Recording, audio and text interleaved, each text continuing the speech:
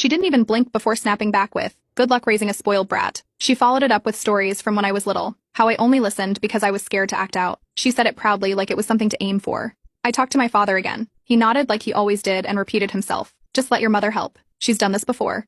He looked past me as he said it, already checked out of the conversation. A few weeks later, my friends threw me a baby shower at a cozy community center near my apartment. They decorated the place in soft colors, set up a simple buffet, and even made a custom cake with the baby's name piped in icing. My mother showed up in a dress that screamed for attention and a face that made it clear she wasn't impressed. She complained about the decorations, said the food was too bland, criticized the guest list for not including some distant relatives she hadn't spoken to in years. When she saw the name tags on the table, she asked why hers didn't say grandma and said the handwriting was sloppy. During the gift opening, she handed me a heavy, leather-bound book wrapped in shiny gold paper. Inside was a parenting manual from the early 2000s. Tucked inside the front cover was a sticky note that read, "For when you realize you're not as smart as you think." Later that evening, I found out she had pulled one of my friends aside and told her she couldn't wait to reteach the baby properly once the child's old enough to stay with grandma.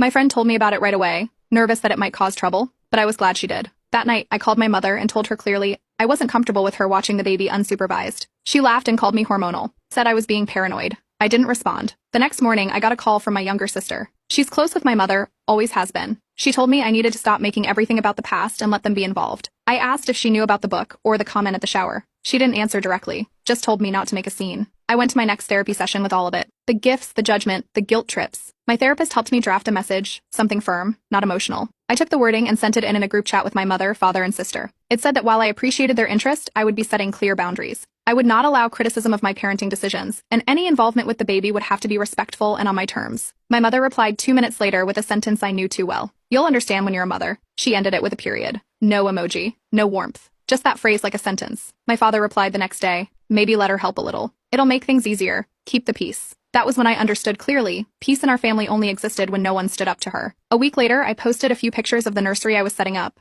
Pale yellow walls, animal prints, soft rugs, and bookshelves lined with bedtime stories. I captioned it with a note about how I couldn't wait to read to my child. My mother commented under the post, "Too soft. No child learns discipline in a pastel room." It was public. A few of my friends replied, but I deleted the comment before it spiraled. I sent her one final message. Direct, clear, without emotion. I told her that if the disrespect continued, if she kept mocking my choices or trying to take over, I would block her number and cut off access completely. No visits, no photos, nothing. She answered back, "You can try. But blood is thicker than pride." That was the last message I received from her. I didn't reply, and I didn't block her, not yet. But I saved every message, every screenshot, every comment, just in case. I didn't tell anyone when I went into labor. No updates, no group chats. Just my husband, my best friend, and the hospital staff. It was a quiet drive to the maternity wing, no rush. I had packed the bag a week earlier, and we had arranged everything for a smooth delivery. 12 hours later, my son was born. The hospital had a strict privacy policy.